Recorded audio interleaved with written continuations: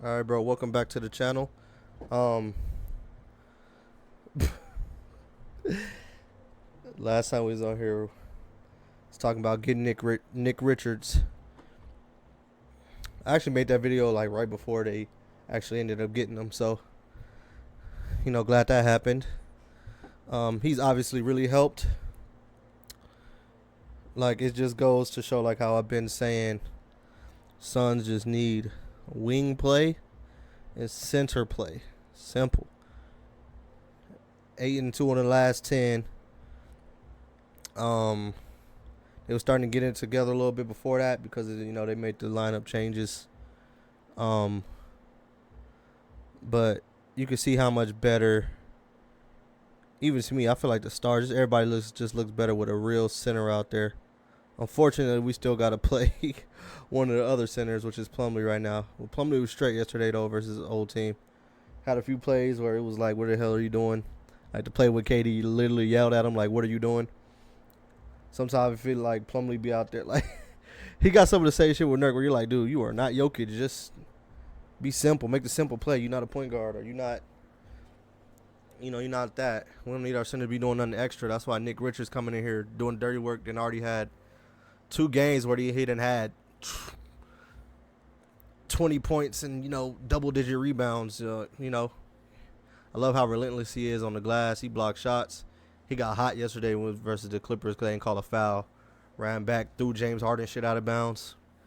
So I'm excited for that pickup, bro. You already know, like, my last video was literally about getting him, and they got him. So, we're not going to talk about the Jimmy stuff that much just because, like, at this point, bro, if he get here, he get here. I think if he get here, it'll be by the deadline. I think that's when they going to, be like, okay, bro, let's see what we get. That's when everybody's like, all right, bro, like, if we're going to do something, we got to do it now. So, I think that'll end up happening still. I'm still at the point, too, though, where, like, if you don't do it, bro, like, I don't think it's cooked. Now, the issue is going to be, are you still going to try to trade Bill to get other pieces, or are you going to try to sit down with Bill like, hey, man, we end up trading you, is you going to lock in, some shit like that, or is Brad, But that's something you got, we'll get to, I guess, when we see if we end up getting Jimmy or not. But a lot of people want to trade him regardless. I'm cool with that if that's what, he want, and, if we can get some pieces. Like, I'm at the point where I just feel like he ain't, I don't want to speak for dude, but just fit-wise, he might be better off somewhere else and happier somewhere else. He get to have the ball in his hands more and still, get in a rhythm. I don't think he loves his role that much. Now, one thing I don't think he's, like, one thing I don't agree with is people saying he's sabotaging on purpose. I don't think he's sabotaging on purpose. Do I think he's sabotaging? Yeah, just, like, off of, like, the human, like, nature part of the shit, because, nigga, he know what's up, the rumors and all that shit, so you can tell, like, he getting in his own head, and he's like, what's the call about it, bro, but I don't think he's sabotaging on purpose. Like, what Nurk is doing, you can say that's sabotage. He talking to media. I ain't talked to the coach. Like, why is he telling us all that? He telling us that as articles like that dropping mid-game. What game was that dropped? The Wizards game, I think. Like, that's sabotaging. He's steady, like, talking. And, like, Brad's been just being a professional. That's why I hate that people talking crazy about bruh. Like, I ain't saying you can't critique his play and you can call him trash, whatever you want to call him, bro. Like, it is what it is. Obviously, like that one fan that crossed the line and calling him a bum ass bitch. Like, we not doing that, gang. We're not doing that. Like I said, that had me hot because I don't care who it is. I'm gonna be doing that, bro. You don't gotta do all that. Like, somebody like this. That's one reason I don't go to games, because our fans here, bro, they be saying some stuff, bro. Like, I've been to games a few times where fans said some weird shit. I'm like, hey, like, shut your ass up. Like, and I don't want to end up getting kicked out of the game because I don't put my hands on. I do not like stuff like that shit. That shit is coward shit. Because they'll never say nothing like that to them. Like, if they seen them out somewhere on the street, like, they'll never say nothing like that to them. And if they do, they'll be thinking they won't do nothing because of who they is. But people really be cowards. Like the dude, it looked like they got video who the dude. Like, dude, Bill or one of them players whoop your ass. You talking like that. Like, chill out.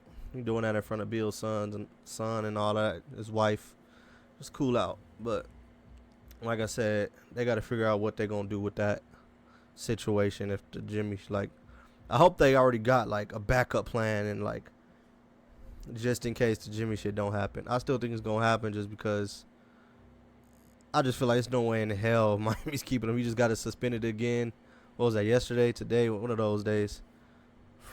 You know, walking out of practice because they told him he wasn't starting and Hayward Highsmith was. So I still feel like he might end up here. I don't think it's just, obviously it ain't easy. It's going to be complicated because of who, it sounds like, you know, who wants Bill. You know, they done thrown Levine name around in there and shit. So it's going to be crazy. Now we got the Darren Fox shit just dropped today. They saying he, you know, looking like he won out of Sacramento. So, like, there's a lot of people throwing that like, oh, could that help facilitate the trade and what the Heat want, you know, Fox. But I've seen a lot of people in the report saying it's like look like the Spurs or something. Him and Wemby would be crazy. Him and Wemby would be crazy as a team. You know, we in the West, my team. I'm like, hey, bro, that's terrifying. That'd be a terrifying pick and roll or duo or anything, bro. Like, that'd be damn near impossible to guard, bro. Fox so damn fast, he can get to that midi. You try to, let him run out a pick and pop or roll. That shit is disgusting. So, go out east or something, bro. But that would be nice if the Fox shit did help facilitate the shit. And we get Jimmy and, you know, because like I said, this shit's gonna obviously need like 4 or 5 teams like they've been saying. So I think it'll still happen, but I think all y'all need to chill with the shit. Just chill and wait for the deadline because I don't think it's gonna happen till the deadline. Like y'all y'all work about there just because every Suns fan, like, they seen the reports, bro, and they start tweaking out, gang. Like, okay, my camera deadass just fell. I'm glad it's not damn broke, but Jesus. But like I was saying, I don't think it's like if we don't get Jimmy, we can't contend this year. I feel like you can still make some moves. That Nick Richards move was already a big move to me. I feel like you can still make some moves at the deadline and contend. Now, one thing that just low-key pissed me off that I just seen a few, this is like a few minutes ago, the Suns just had Oso go to, you know, they just signed him to the G League. Well, I can't say I'm hot because I get it because Oso obviously needs some work here, rookie. The issue with, like, Oso is if he was bigger, bro, I don't think he'd be sent down there. I think he'd already be playing and be the backup right now. We got to play Mason just because Oso's, like, he's too small for a lot of matchups right now, man. Maybe when he gets bigger, like, muscle-wise, he'd be cool, but he can't, like last time we played the Clippers, I knew he wasn't getting in that game because it's, like, Zubac would destroy Oso. You know, like, and Zubac still kind of, you know, low-key gave us issues, destroyed us, but, like, it would have been bad with Oso, too, just because, like, he undersized and then the weight, too. So he got to, I know all damn offseason and shit, he going to be gaining muscle because he's clearly, for the most part, going to have to play the 5. Like, Oso could be a guy to play the 4 some days, but he would have to be, like, that would be have to be on a team where there's a stretch 5. Because, you know, Oso can't shoot. He don't shoot no jumpers and shit like that, but everything else he got. Like, he can finish. He can dunk. Obviously, you know, the playmaking, you know, speaks for itself. But that's unfortunate. But I hope we go get some nice work down there in the G League. I think he's going to kill.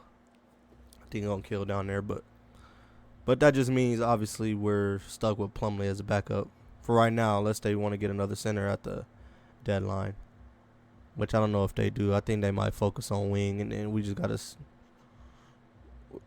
I think this year we might have to ride out with Mason as a backup and just hope he just does his job. He just kills me with the refuses to go up, try to make silly passes. Like,